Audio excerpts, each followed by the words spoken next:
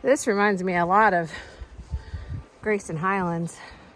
I would like to, because we haven't had any views.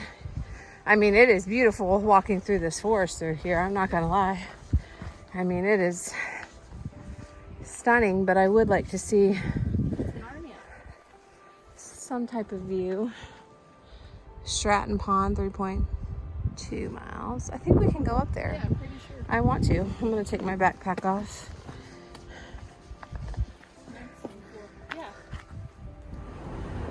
We climbed the Stratton Mountain fire tower, and the views up here are just absolutely beautiful. Chloe's trying to stay safe from the wind. The wind gusts get really high, but look at that. Oh my goodness. You can tell where I'm sure it was the wind that broke these windows, because when you get a gust, woo, I mean, over here it's very foggy. There aren't a lot of views on this side of the mountain. There was, and then there was, but it just rolled in really quickly. But wow. Ooh, the fog is rolling in. Hopefully it'll roll. There's a person down there. Oh, really? Yep. There's people down there. Where? You see it? Oh, yeah. They're wanting to come up here, I believe. Probably see our backpacks sitting there. Yeah, that's why I was getting weird.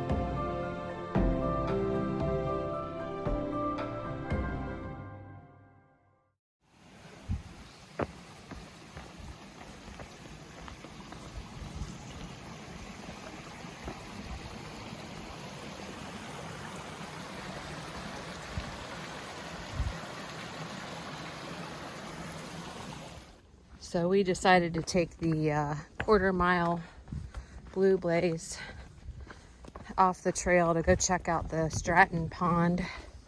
And I'm pretty sure it's the pond that we saw looking out of the fire tower this morning.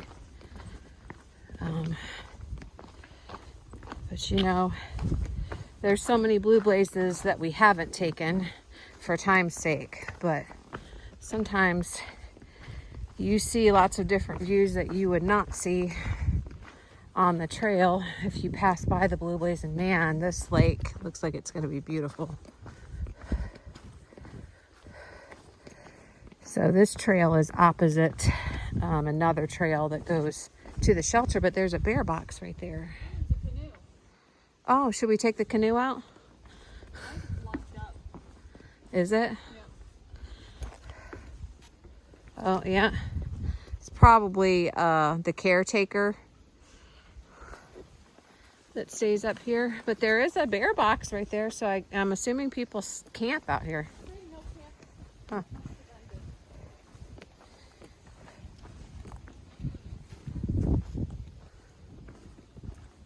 Wow, this is beautiful.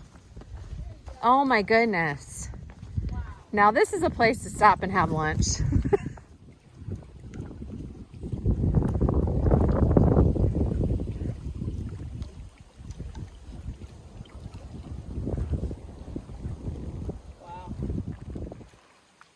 This is one of those days that I wish I had binoculars, because I'm just curious what you would see along the edge of the pond.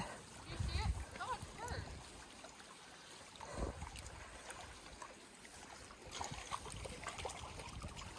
There is a trail that appears, I walked down that way a little bit, that it may go, you know, around the pond. So I think when we're done eating lunch, we're going to hide our packs and take a little walk and see what we can see. Oh yeah, I do see it, Chloe. What is that? Oh, there he goes. He's back up. Now we're putting in the trash bag. So we realized eating lunch, and we've dug through both of our food bags, that we can't find any or either of our spoons. So Chloe's eating with a plastic knife that we got Luckily, from we the have. gas station to use for the Nutella. What are you eating, Chloe? Tuna salad. She grabbed some of these from Hey. a lodge somewhere, I think. Yeah, and added it to the tuna salad. So that was a good idea. But yeah, we have some knives that we were going to use to spread for the Nutella that are now our only eating utensils. So I'm looking around right now trying to see if there is a piece of wood that we can whittle into a spoon. I don't know. I'm sure we'll figure something out. We always do. Right now I'm going to sit here and enjoy this view. Sure is pretty out here. Overall, Vermont has been pretty dry so far. I mean, you know, obviously it gets the reputation for vermud, and there is some mud through some sections, but it is completely manageable to not get, you know, your shoes covered in mud. But I can imagine if there had been a lot of rain, just how muddy this state could get, because there's just a lot of low-lying, you know, boggy areas. But for the most part, you know, my feet have stayed dry and mud-free. So, of course, you know, I'm not quite halfway through it yet, but, you know, it's been nice. You know, and I just attribute that to the warmer weather. I mean, I will say, this cooler weather, you know, when I say cooler, 50s, 60s, in Vermont, has been a welcome reprieve for, there were a few days in a row in Massachusetts where it was very, very warm, and we were getting our water out of mosquito-infested boggy areas for the most part, and one day it got up to 90 degrees, and it was, you know, it was tough. I mean, we made it through, but had it not been for our stop at the cookie lady's house and her fresh lemonade, man, I mean, that just helped us get through it.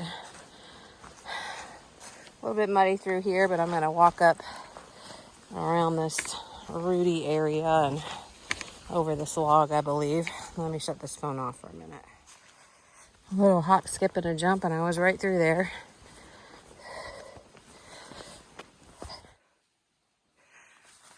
This paper bark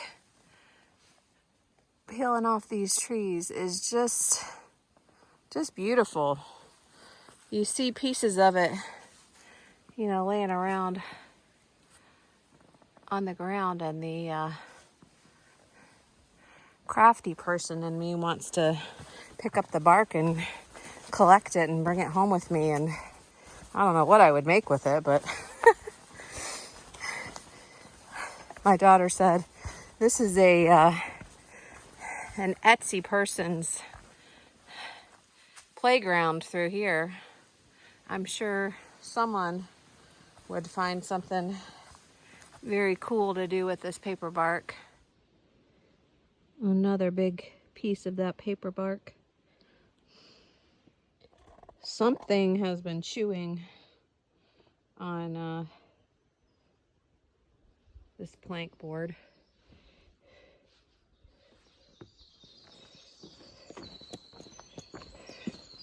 Assuming a porcupine or tree is just gorgeous.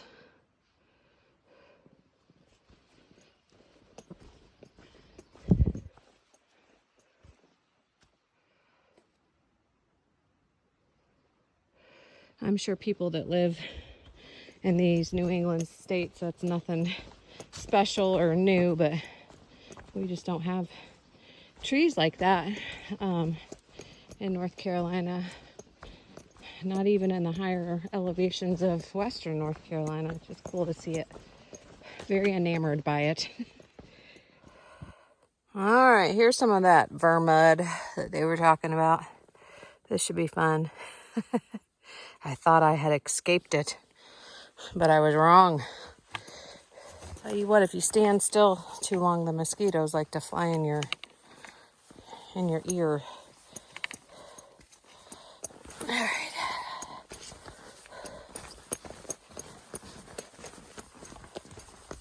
I have my bug net with me, and I really don't want to put it on, but I think I might have to, because they're, after going past that river, they've been kind of following me. And I'm trying to outrun them, but I'm at the same token waiting for my daughter to catch up too. So the trail has been rerouted down through here. And cross over up in there because that bridge is out.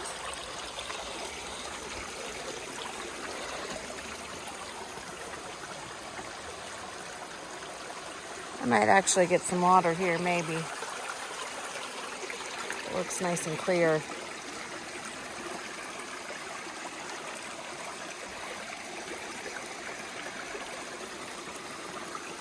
Still waiting for my daughter to catch up. I called her. She's not too far behind, so I might hang out here until she comes if the bugs don't start swarming. They're staying off my legs, but they're definitely flying into my ears, and I'm really not wanting to put that bug net on, but I may have to. Pretty through here.